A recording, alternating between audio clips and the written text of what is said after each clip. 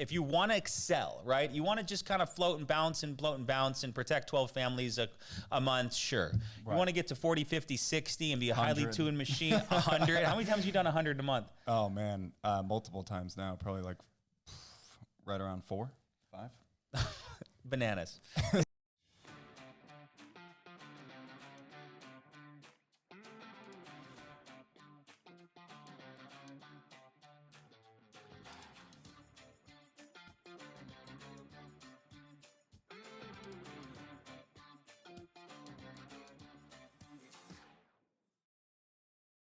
Hello, everybody. Grady Polson here, Family First Life America. Beyond excited to have my man, Zack Moreno, here with us today. He's on a world tour from Puerto Rico to Jacksonville to Salt Lake City to Vegas, now in Arizona. Yeah. You're out here, bro. Thank you for having me on, man. I appreciate it. Oh, to be 24 and protecting 400 families a year. Absolutely. Dude, we were talking about this earlier, and it was like, it's funny. It's not funny. It's great to see how you, there's a lot of young guys that are getting into this business, and gals, girls, but to see you as kind of one of the, you've been with us for now 3 years, you've made money, you've built an amazing agency, and you're continuing to progress. And it's like, if you're out there and you're 20 years old, 21 years old, like Zack was when he got started, that you can, it's almost like, sounds like the close of the call, but it's the open of the call, because it's so great to see your progression. Because I think we've had you on a few times, and to see you now out here with just an agency that's exploding.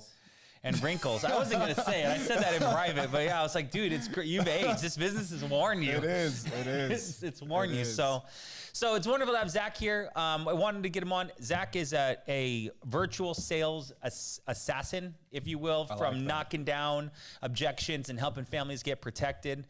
And and it's great to see his wealth of knowledge from. You used to run in-home, and you'd be protecting 30 families in a week in-home. Yeah. And now you're doing it virtually, and it just shows your commitment to the process, the conviction you have when you're talking to the clients, and that's what I was excited to have you on here.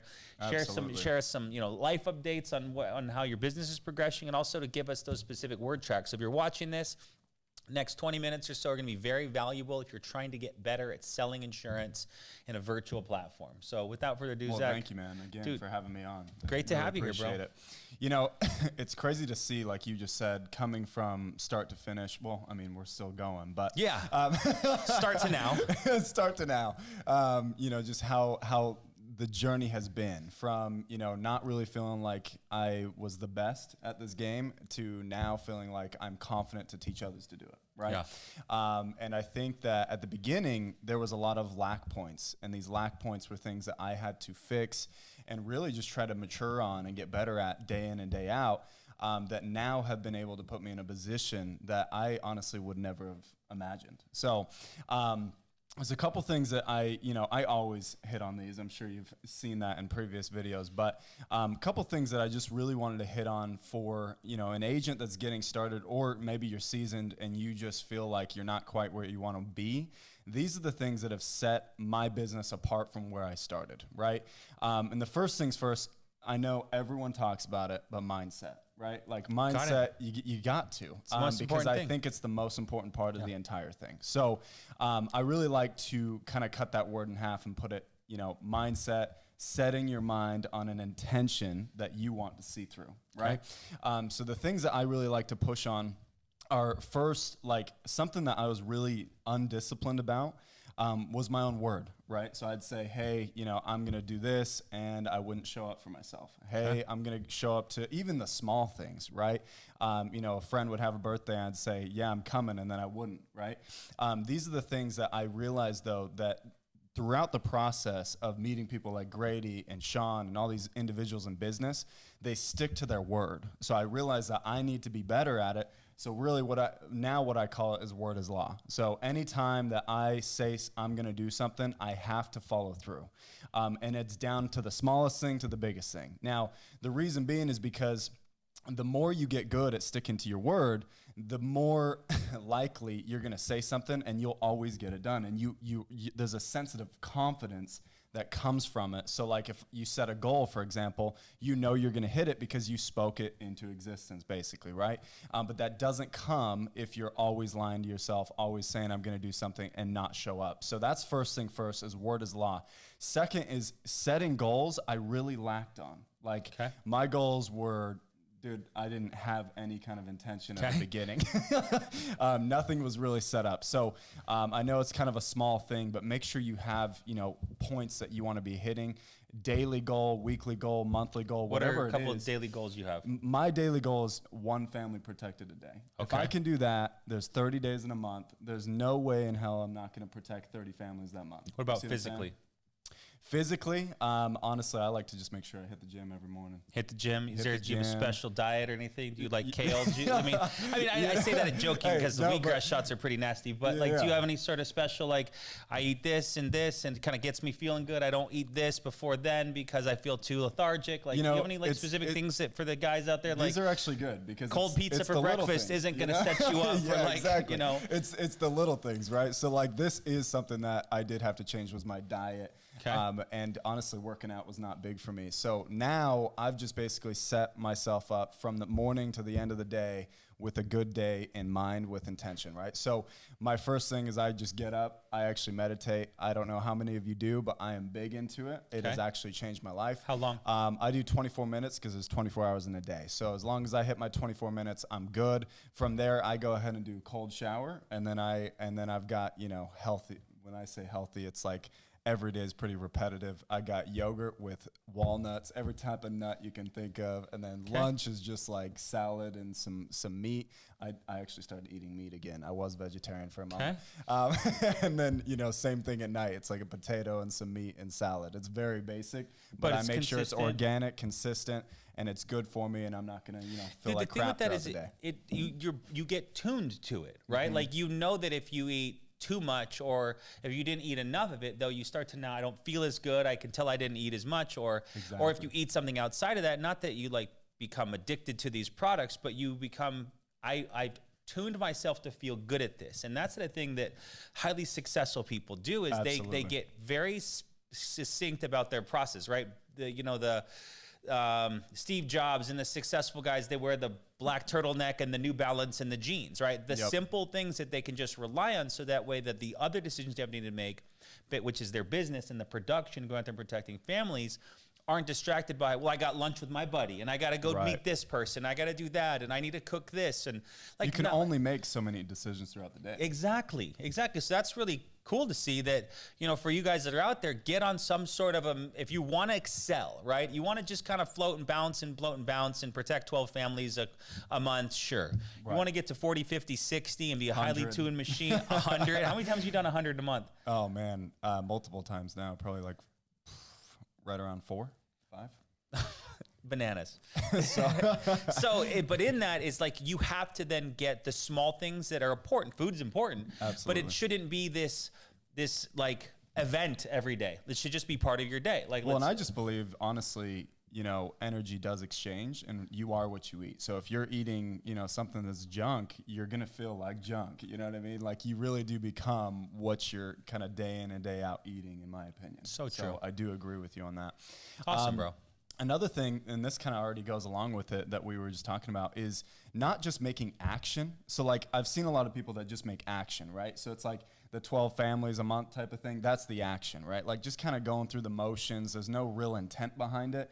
Something that I had to change in myself was really becoming intentional with every action I was making. So yes, going to the food, going down to meditating, going down to, you know, I have to have set amount of appointments throughout the day. I have to dial X amount, like being very intentional with my time.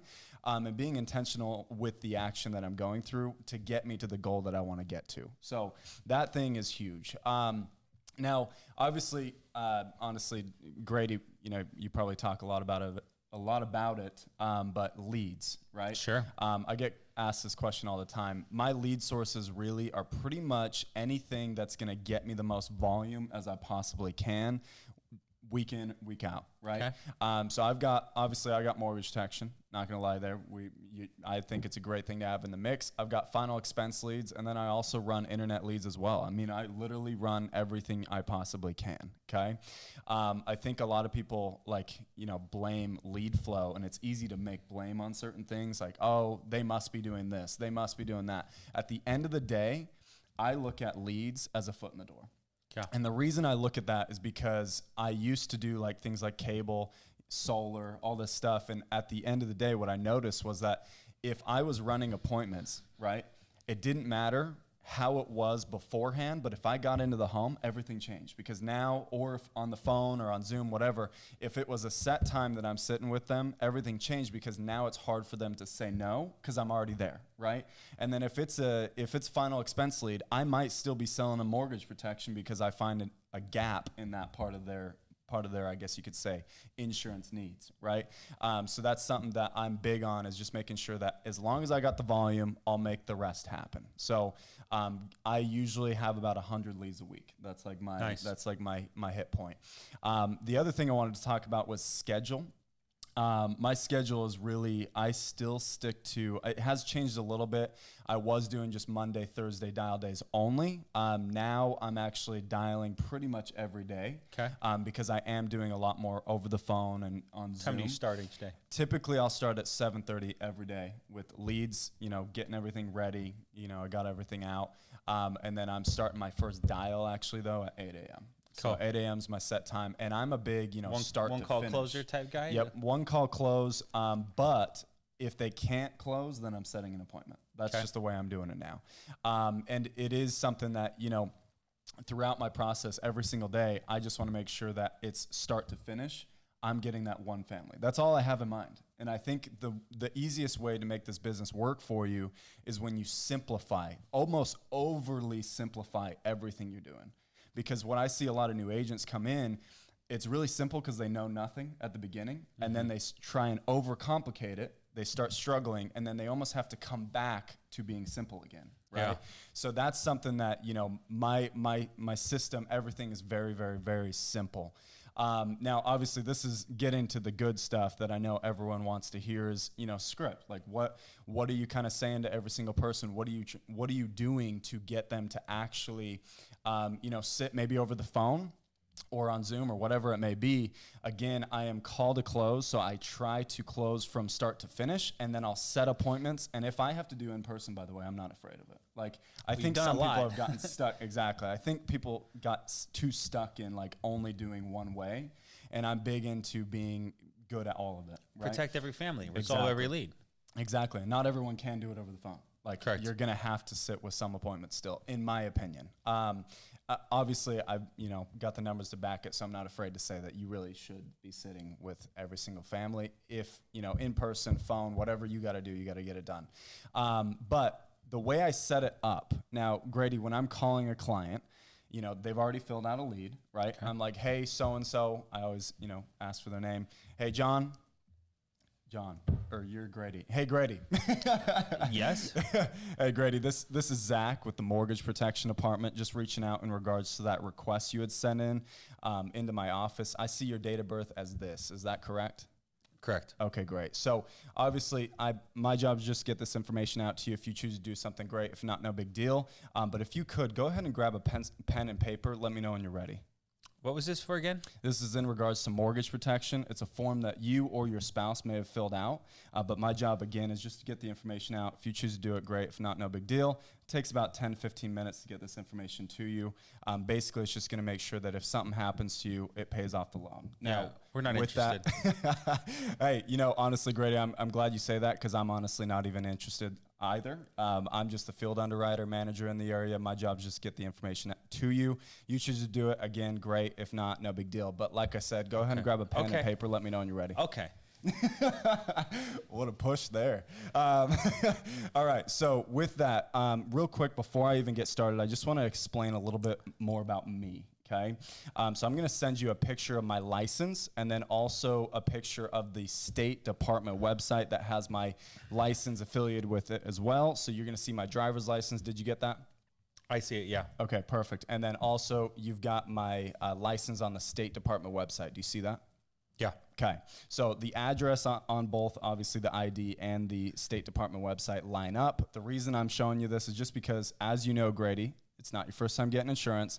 anytime you're dealing with insurance or finances, it is important to make sure that the individual is licensed to handle your information, just because there is sensitive information involved. But I'm sure you already knew that, right? Yeah, that's just, yeah. Perfect. Now, with that also, knowing I'm going to be your insurance guy moving forward, at least for mortgage protection's concern, I just legally have to make sure you have that license number on file. So I know you've got my contact, my name, all that fun stuff. Go ahead and save it in your phone right now. Let me know when that's done. Okay. Boom. Boom. So now he's kind of already set up to committed. be a client. You're already committed, right? Okay. So I already we haven't even started talking about insurance, but I already said I'm going to be your insurance guy. It's assumptive, right? Correct. So from there, I'm like, all right, so now back to what you did. You guys filled out this form. What were you guys thinking when you filled it out? It looked like it would help if something happened to me, that my wife would get the house paid off. Okay. And I guess to just have a little bit more detail, were you, have you ever experienced any kind of loss in the family before? Have you seen what it's like to lose, someone in the house? I've lost some aunts and uncles and whatnot, and we've got some kids. Okay. But my wife doesn't work, and if something happened to me, I just wanted to, according to the form, it would help pay off the mortgage. Perfect. So that's exactly what most people are thinking. So Jones effect, right? Everyone's thinking it. And then from there, I'm like, all right, so just so that you know who I am, okay? So I'm actually a field underwriter. So basically what I do is I go around from house to house, taking care of mortgage protection, right? For people who fill out forms just like this one here. Now, what I do is I take into account your health, age, habits, plug it into a system, tells me out all the different insurance companies I have, which one's going to be the most affordable, most likely to take you. Now, Grady, I'm not captive, meaning that if you went into State Farm or Geico, right, they've got one company, 5 products, tell you why they're the best, why you to have them. That's not my job. I'm not here to tell you why one's better than the other. I'm simply here to find out who's best fit for you. Okay. Now, lastly, obviously today we do need to get in an application, just because, again, it's not your first time getting insurance. All we're going to do is put in an application to see if the company will actually approve you, because you're not covering them, they're covering you, right? So they'll go through background, DMV, MIB, Medical Information Bureau. Then they'll come back, tell me, hey, you're approved, not approved. And then, of course, that coverage will be in place. Premium will be taken out. But that is good news, not bad news. That means the coverage is in effect and we don't ever have to talk about this again. Sound fair? That sounds good. Boom. And then we continue through financial inventory, go through the rest of the process, very smooth, and we go down to the close, and that's pretty much it. Which unless close? You want to go I was all the way close. through. Okay. So once we get through financial inventory, I know the where you're gonna go. Your situation is, okay. Right? I always do 3 option close. That's just like I know some people like 2, some people like 1. I always do 3 option close. Now, the way I kind of set it up is just making sure that, first off, full house coverage is going to be number 1, and I put the coverage amount, right? Second one would be like 75% house coverage, put the coverage amount. And then also third would be half house coverage, meaning, 50% of the house being paid off, and I put the coverage amount. And I only I make sure when I tell the client over the phone, I am telling them, no, I'm not saying dollars. I'm just saying, for example, if I said, hey, so the first option here is obviously going to be full house coverage, meaning it covers that entire $350,000 loan, right? Now, the thing with this coverage is obviously it's going to make sure, Grady, that if something happened, God forbid, from death, critical illness, chronic illness, or terminal illness, right? America, we gotta love America. Correct. The house is gonna be taken care of, okay? I know you mentioned your kids. It would make sure that no one has to worry about it. Your wife doesn't have to worry about it. It is taken care of, okay? That's gonna be $200 a month. So I never said dollars. I didn't say $200 a month. I just said $200 a month. I know it's kind of weird, but like psychologically, when you say things like dollars, or if I'm on Zoom and I show a dollar sign, psychologically, it's a big turnoff for people right away. I'm not trying to make this a money thing. I'm just trying to create value Okay. over price, right?